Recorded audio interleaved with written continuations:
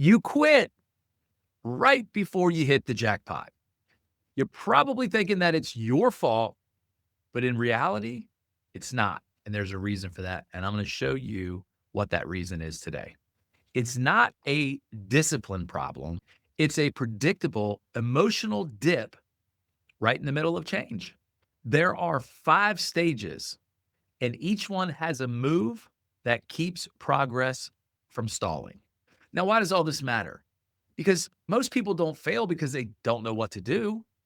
They fail because their emotions hijack what they're trying to accomplish. And that's usually the point that consistency matters. And this isn't one of those videos about consistency. You guys have heard this over and over. This is about understanding the emotions of what holds you back from being consistent. Because if you can read the cycle, you stop overreacting. I don't know how many times I've seen or heard of a story very similar to the gold diggers out in San Francisco during the gold rush. So many people quit right before they struck gold. Else comes in right behind them and takes all the glory.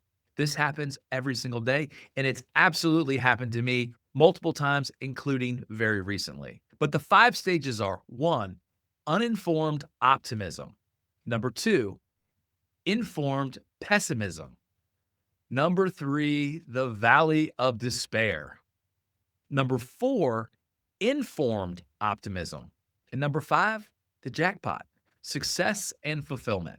Now, stage 1, uninformed optimism. This is when you got that idea, you're ready to go, and you're rocking and rolling, excited to start. The risk is you take on too much too soon because you think it'll be easier. Optimism is not a strategy. The key move is to build the system now: weekly actions, calendar blocks, tracking the progress.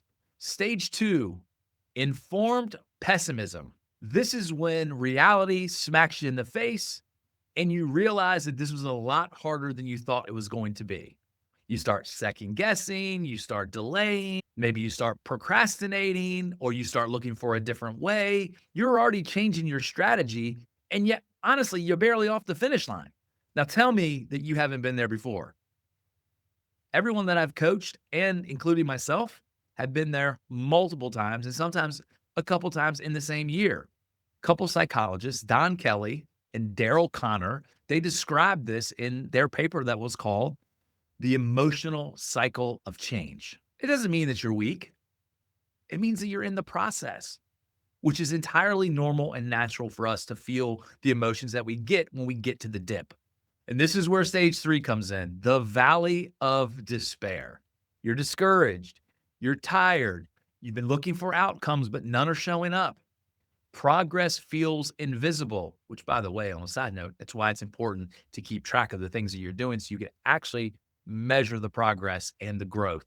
Even though the outcomes aren't there yet, the inputs really do matter. And that's that consistency piece that none of us like to talk about, because growth isn't what happens to you on your best day. Growth comes from the things that we do on our worst days, when we're not feeling great, when we don't want to do whatever it is. They drift into what some people call, well, I really had to get this done. But this is when stage 4, when you stick with it, informed optimism, momentum starts, because now your skills and your consistency is catching up with the things that you've done through the first 3 stages, with the exception of quitting in the valley of despair, that is. Confident becomes earned. The basics and the fundamentals do matter. Results arrive, relief, confidence ensues. If you want to stay on top and keep producing, you have to keep doing the things that got you there. Or otherwise, you're just going to slide back down through the cycle to the valley of despair. And then you're going to give up and quit.